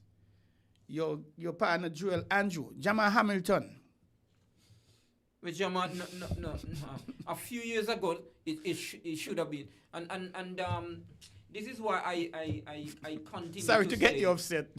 Yeah, I mean, if it so happen that yes, we understand the unfortunate situation in where Clark from St. Jaleel Clark. Whatever situation, right, is unfortunate, right? But as I said, if the Leewards were playing 3-day cricket all the time,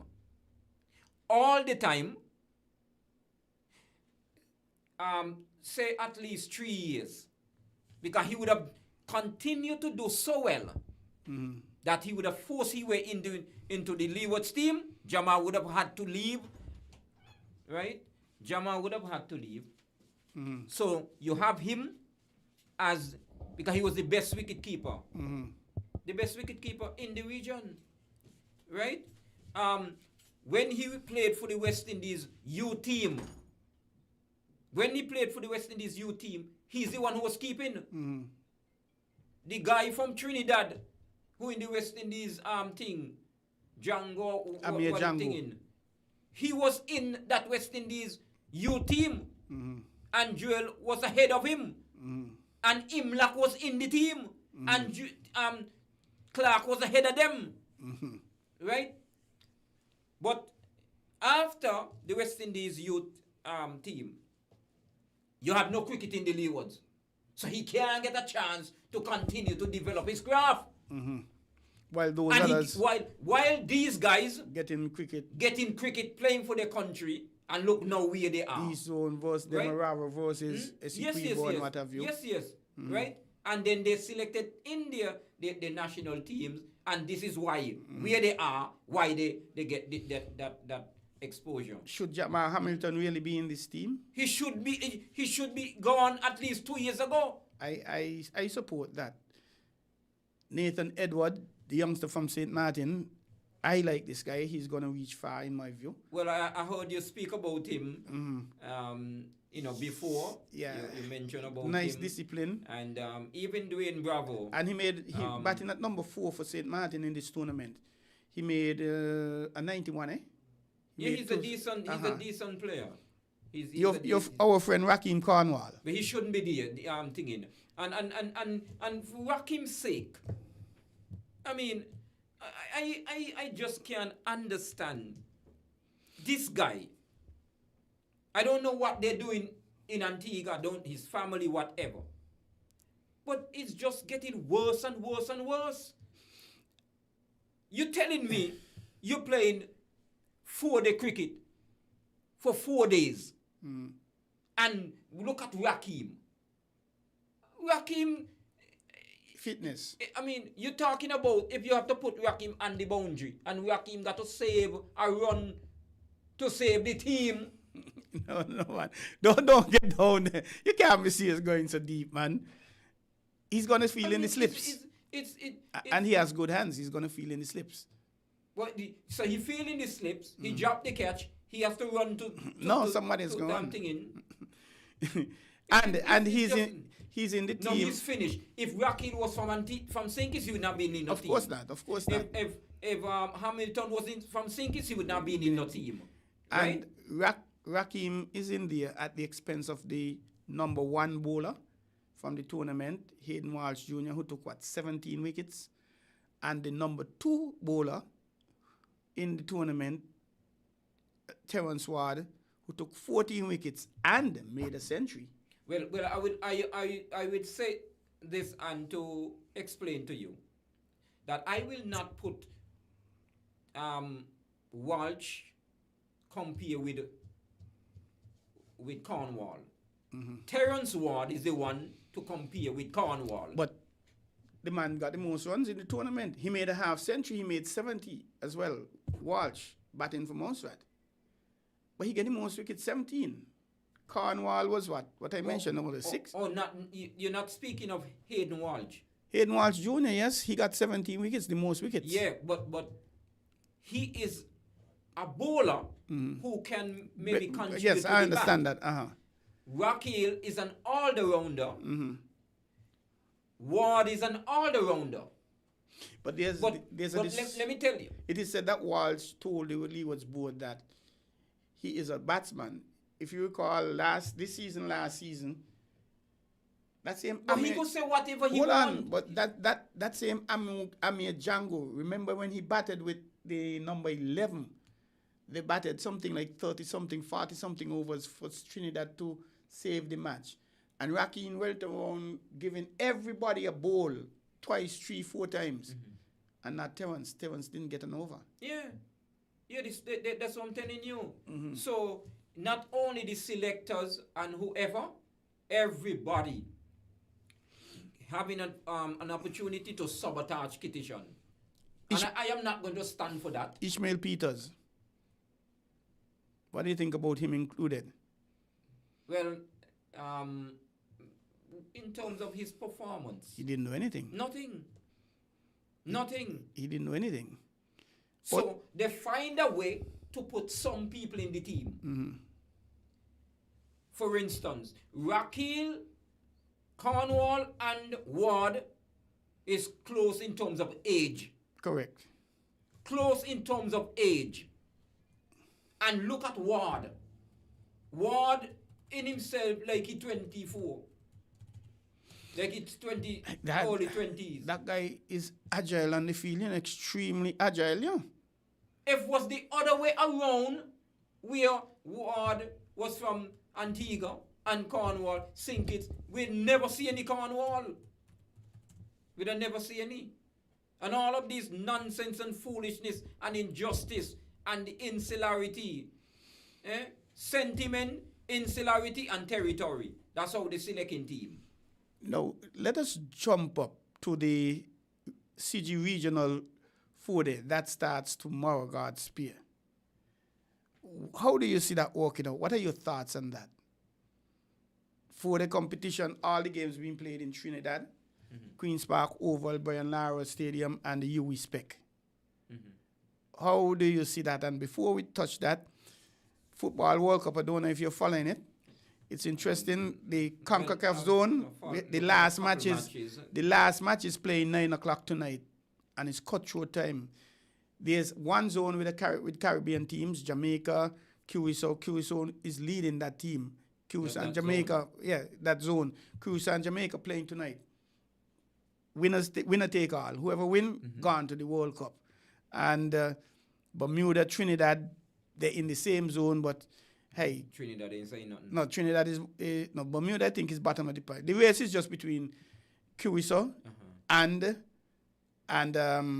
Jamaica. Curacao, 5 matches, last match tonight, they have 11 points. Jamaica, 10 points. Trinidad and Tobago in third with 6 points. Even if they win and somebody lose, they only can reach 9. So a draw, Curacao gone to the World Cup for the first time. They win, they're gone. Jamaica, they win, they're gone for a second time. Matches start at 9 o'clock. Just now. But if we go to the tournament in Trinidad, in Trinidad, Jamaica playing Guyana, Trinidad playing Barbados, and Leeward's playing Hurricane. Leeward's playing the Volcanoes. That match is a day-night match. Leeward starting at 2 p.m. How do you see day-night matches as opposed to the regular start 9:30 in the morning? Do you think any team would have an advantage when the draw start to hit 6 o'clock, 7 o'clock? Obviously, and cricket is, which is the game that I love most, but it's the most unfair game in the world. Why you say that? Why you say it's unfair, the most unfair? But it's most unfair because if a team win the toss and the condition is good for bowling, that team is the only team that get that condition. When it comes to football, both teams on the field at the same time. Track and field, both athletes and the same time. I never did look at it that way, So some of the time you win the match by winning the toss, and that's what you're saying. Well, it's not in all a sense, the time. yes, according to the conditions, but sometimes you maximize on it. Because you get the chance to bowl first. And because the condition is so good, you have a team 100 for 7. Yeah, I'm with you. So who you expect to see coming back with this? They're playing one round of cricket and then into the finals. So if they're playing one round, Guyana going to retain? And if they're playing one round, we have 6 teams in the tournament. Yes, because the West Indies board, they have dropped from 8 teams. So they're no longer using the combined campuses, nor the, what's the other team? The academy. The academy and whatever. Because of financial reasons. Yes, so they're gone back now to the normal the original 6. And if they are 6 teams, which means there will be 5 games. And then to determine the champion, with the two leading teams with the 5 games, I mean, yes, in the past, because some people argue that, we need to play more cricket, whatever. But Sobers and Viv Richards and Clive Lloyd and all of them only used to play 5 matches. But remember, they used to play 2 rounds of matches too, eh? No. Yeah, they used to play 2 rounds of matches in this tournament. No, not when Lloyd them and so were there. No, okay. I didn't mean when they were there, but at a point, this was a 2-round competition. Yeah, that's long I'm after. with you. But the $1 million question. When we had the best team in the world, The best opening batsman in the world, the best batsman in the world, the best middle order in the world, the best wicket keeper in the world, and the best pace attack in the world, right? And we get that from the same, like what we have now, 5 games. But then, fortunately, if you have great players at the same time, just like when West Indies win 2 World Cup under Sammy, who definitely have no qualification to be the West Indies coach, but I will leave that for another time because I had a lot of things I have to say. None of the formats, I mean, he shouldn't be coaching none of the teams, not even the T20, not even one team. Well, if the T20, okay, I could probably accept that. Not saying that they're in better candidates, but I could accept that because he only coaching the team because he happened to be the captain, and ain't because of his captaincy why we win the World Cup, you know.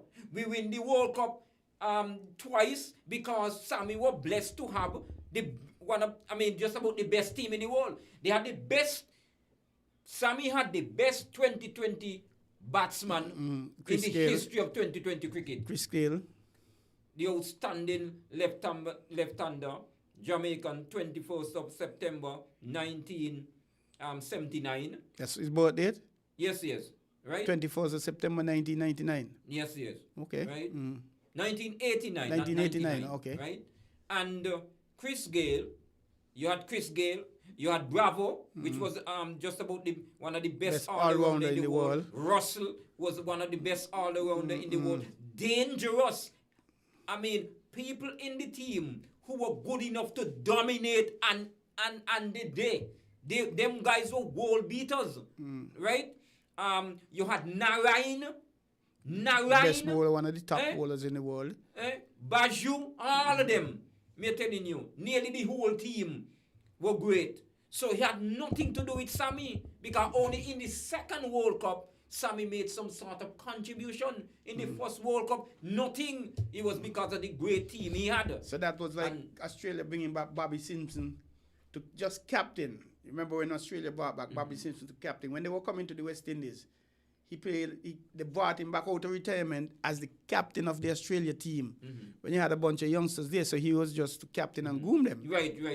So, that's a different situation. Similar situations. Right? So, no, it's a different situation when you have a young team, so you want an experienced leader, than you have a great team. And anybody could lead. Anybody can. All right, that might be a fair point. But when we look at today, we are playing 5 matches now in our top competition to go up against England, who playing how many 30-something matches, Australia. Yeah, but I said, and I will say again, we used to have 5 games and we had the best team in the world. Yeah, that's then, but this is now. And if we're not producing the quality players like back then, how can 5 matches help us? But some may argue that 5 matches, they are more than nothing. But they're definitely more than nothing. 5 games, all go well, 10 innings, right? In 10 innings, that's a good amount of batting, right? And then if you get to the final, that's an extra 2 innings, right? So the reality is that it is a responsibility on the players. Unfortunately, that's another situation where when Lloyd and the Viv and the whatever were there, we had no 2020, the money cricket. Yeah, that's another thing. Right? Yes, that's another big thing. Yeah. And these guys, imagine Puran at 29. Retire. The South Africa former Test wicketkeeper, Deacock, retired at 29. All the money is available for the many cricketers all around the world. And that's why we encourage the young guys, stay away from crime. Go into the sports that is healthy and can make you, fortunately, become wealthy. Right? So we urge, every young person, if we had the opportunity, say we were younger. Why? So but we had that opportunity. But let's switch time running out of us. Yeah, because we're getting close to the end. Yeah, New Zealand, England. Sorry, New Zealand, West Indies. Well, in New Zealand condition, the West Indies, even when we had the West Indies great team, West Indies still had the troubles and problems and whatever. In New Zealand, it's a condition that the ball moves around, and especially when you have the New Zealand bowlers hitting the deck, nicely, the line, the length, and they at home. But the close finishes winning by 14 runs, 7 runs, 3 runs. You're talking in terms of the games. I thought you were thinking in terms of the test matches coming up, but you're talking about the games. I hope that we could get in a word quickly on the test matches, because remember, right now in Antigua, Kemar Roach, he's over there training. It's suspected up to now they name a team. But he's in the nets right now. Yes. They're having a camp over there. Only because I think the injury to maybe say the two Josephs, why Roach is there, right? So they probably maybe give him a final tour, right? This is the opportunity. This is what I'm saying, with the injustice and the nonsense that the West Indies selectors continue to do over the years. They bring back Sanjay Paul from doing nothing. They put Andrews from doing nothing, and others from doing nothing in the West Indies team. Well, after a man dominated a tournament just over a year ago, you have seen what he has done. He faced one of the fastest over in trying condition in England. In his first tour. The fastest ball. In his debut match. And made top score. He saddled behind them guys up there in England. And they were praising him. They were impressed with him. Only West Indies selectors can't be impressed. So, he failed a couple matches. The Rutherford failing and failing. But he in the team. King was failing and failing. But he in the team. So the coach like. Is so another problem, because Kyle Myers from Barbados, captain of Barbados for the 40 tournament, is not in the team because of whatever issue with he and the coach. The coach is a very childish and immature person, unfortunately, especially that's at in that your view. level. In your view, right? Well, I have evidence and things like that, right? The reality, the man, a big team, a test international team, and he bowed down by boundary. I think that is. This man is insulting. Very, very child. He want to be seen. He's a happy-go-lucky person. He just not being fair. If Kyle was from the Barbados and the whatever, he'd get a longer run. A longer run, I can tell you, right? So, they bring back Sanjay Paul from doing what? That's a big question everybody asks you. He hasn't done anything since he has been left out to get back to say, hey, I'm here, I'm in pinker form, I'm ready. Yes. But because Mikel failed a few matches, a few series, when nobody was doing anything. Nobody was doing anything.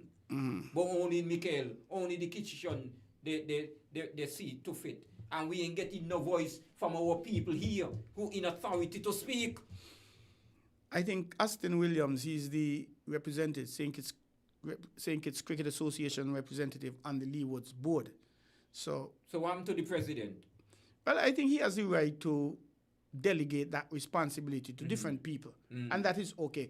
Because I think Miss Delaney, she was the rep before Aston, the vice president.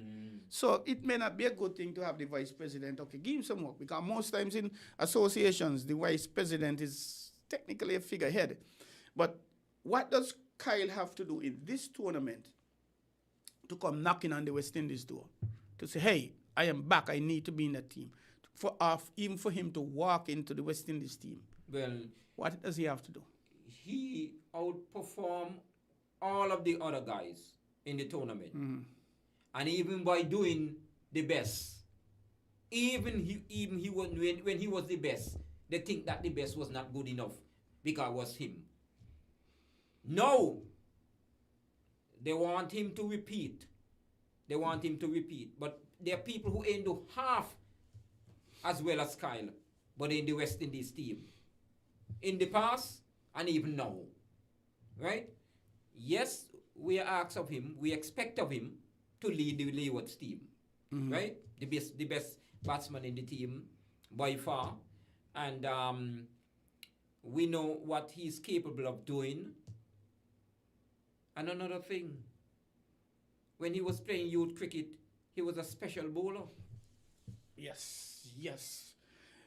He in one of the matches, he bowled about 4 overs, I think, And I'm wondering, I don't know, but I'm wondering if when they're in the camp, the Leeward's camp, if he picks up the ball and bowl, or he tells the coach, hey, coach, could you give me a little thing to bring over the hand?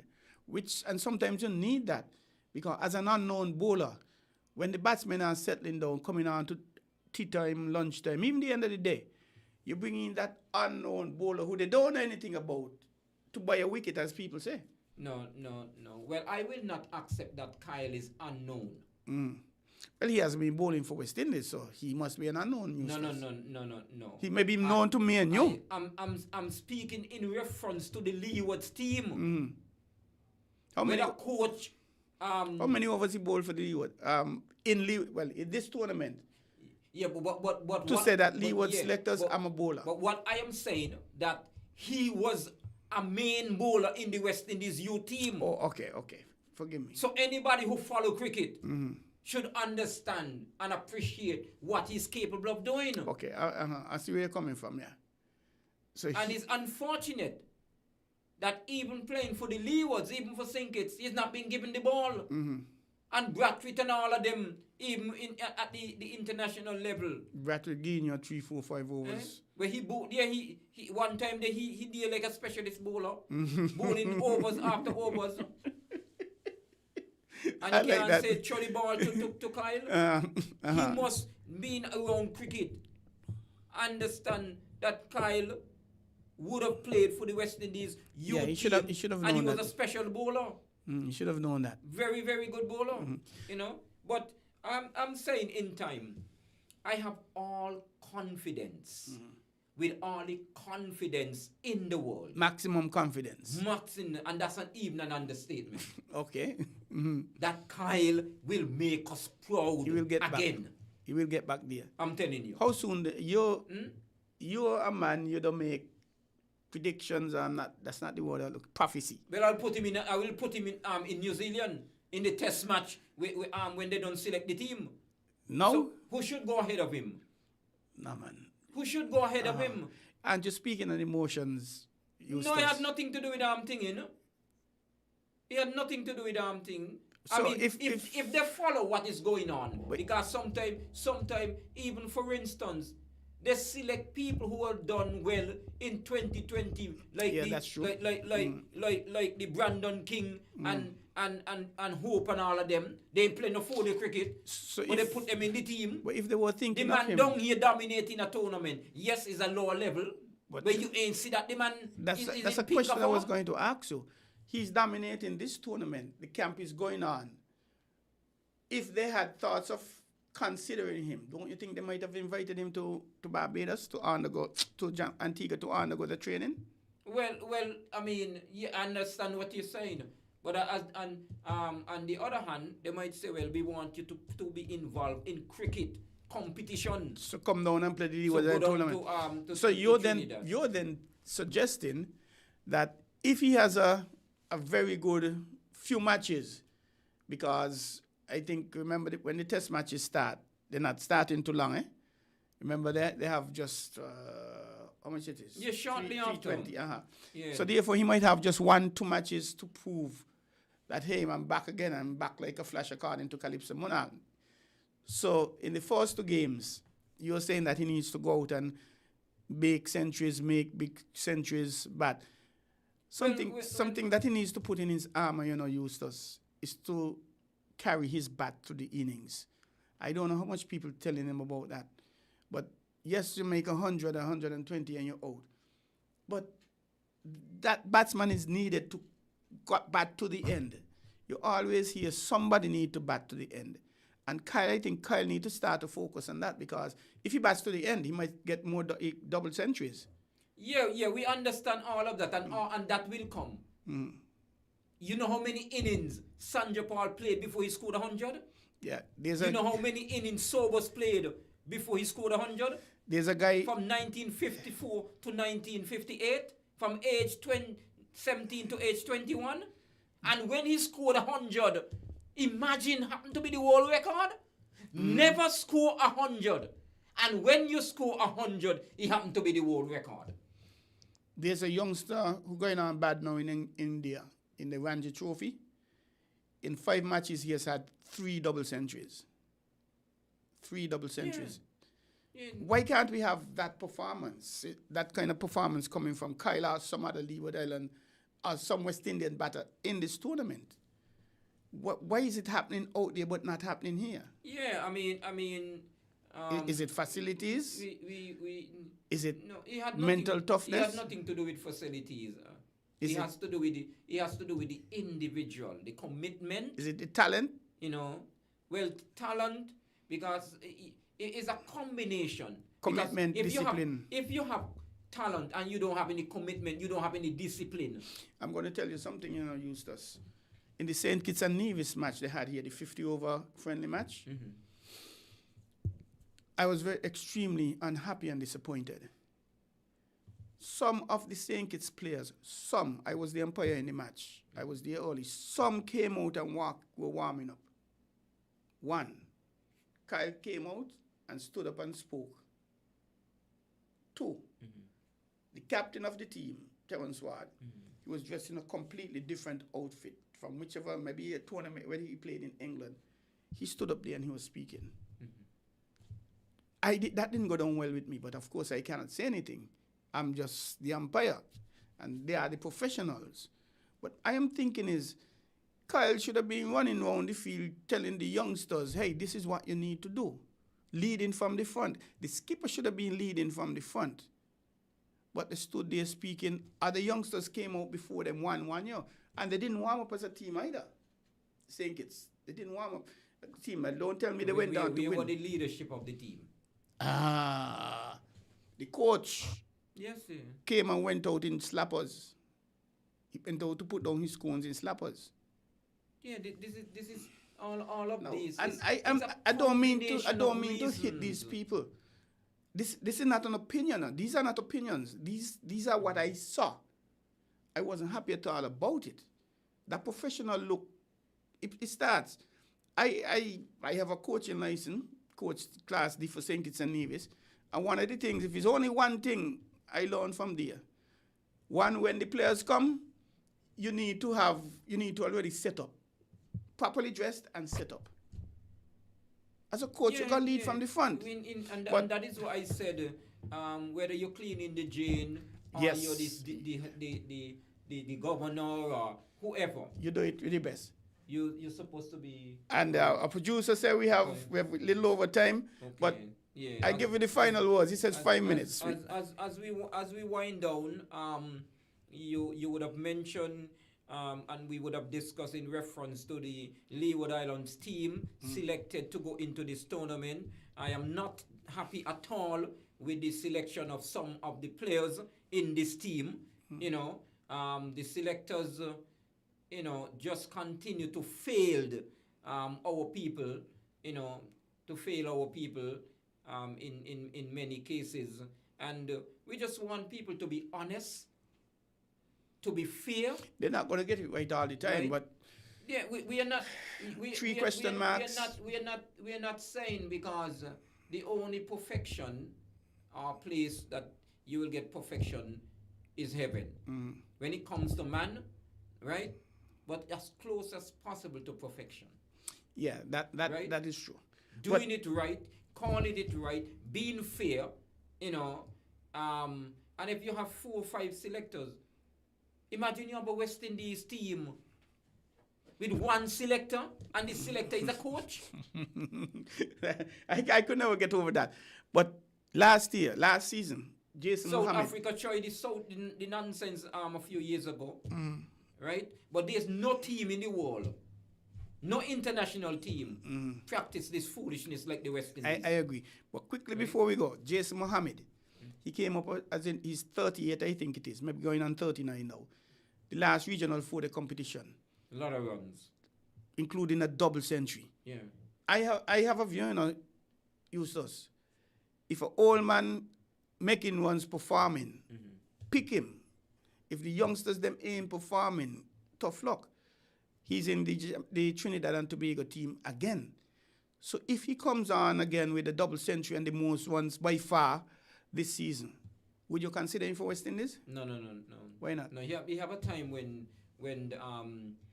you know, because you're playing, Trinidad could be playing him based on experience to say, well, give support to the other players them and whatever, right?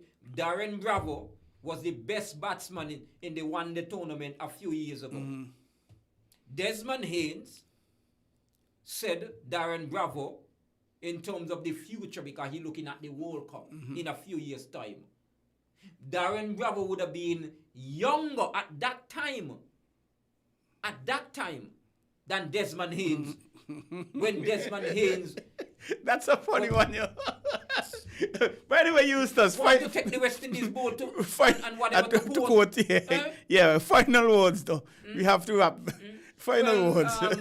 As we leave, we will have to continue because there are definitely so much to discuss. I guess after this particular tournament, the West Indies 40 tournament, we will have things to discuss. Exactly. After the West Indies tour, we will have things to discuss. There are lots of cricket all around the world. I mean, South Africa beating India. India can make 124 to win the match. It is. You see, where you have sometimes great teams, great players. Things are just fail, wrong. But only when you're from Sinkits, when you fail, that is where the problem comes in. When other people fail, that is not a problem. And they overlook the failure and look at other reasons to give them support. I need to give me this chance to gain this in the James Harris T20 League in Mansion on Sunday. Christchurch battled for their life, and they had to win the match, which they did. They defeated the undefeated Young Guns. Young Guns batted first, 51 all out.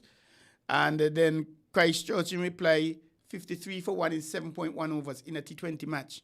The other game was abandoned. So, the end of the day, this is the point standings. Young Guns, 5 matches, 8 points. Christchurch in second, 5 matches, 8 points. Tabernacle in third, 5 matches, 8 points.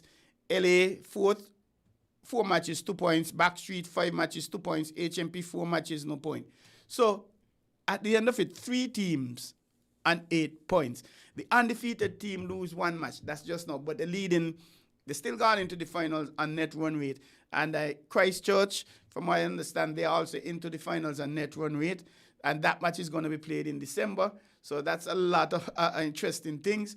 And Eustace, well, thank you, Montezuma, for providing the information as usual. And we discussed getting the table tennis board for you in Mansion. We have to come over there and meet with you guys, make sure it's in a safe place, etc.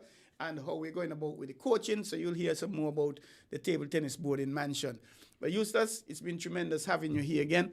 5 seconds. And yes, let me thank you, Troy, for giving me the opportunity, and for all the listeners out there who listen tonight. And I know you have people all over the world listening to you. Yes. And very special good evening to all my friends all around the world. And we know that many of you would have listened and enjoyed the interaction, and we look forward for you joining us the next time. We are very, very sorry that we have to run. We had definitely a lot of fun, but if we don't leave, I can tell you that we just can't come back. Thanks a lot. Have a good night. Yes, sir. Take care. And you've been listening to On the Ball here on WINN FM 98.9. I thank Mr. Eustace Maynell again. He was called at very short order. I asked him to join the program at about after 4 this afternoon, and he said, hey, let me shuffle the things and try and make it. And he was here. I thank you very much for that, Eustace.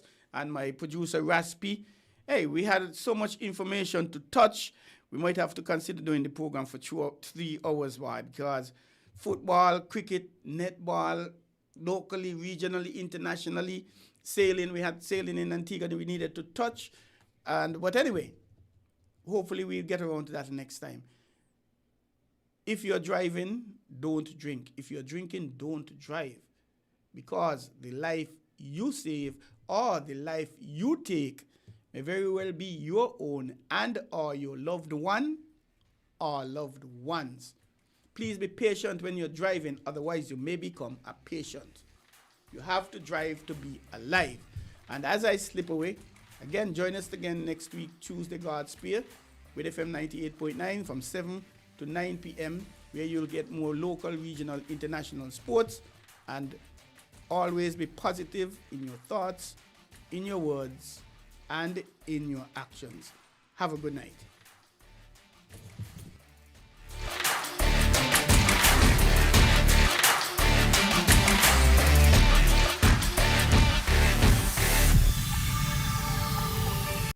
Do you want to know what's happening in sport? Tune into On The Ball, a weekly tour show which is on WINN FM 98.9 every Tuesday from 7 to 9 p.m. with me, your host, Troy Bif Mills. We will keep you on the ball with our variety of guests and, of course, your calls, discussing the facts and the stats and sharing your opinions. Get on the ball and stay on the ball by tuning into On The Ball with Troy Bif Mills on WINN FM 98.9 every Tuesday night from 7 to 9 p.m. and also on Facebook and YouTube. Be on the ball. WINN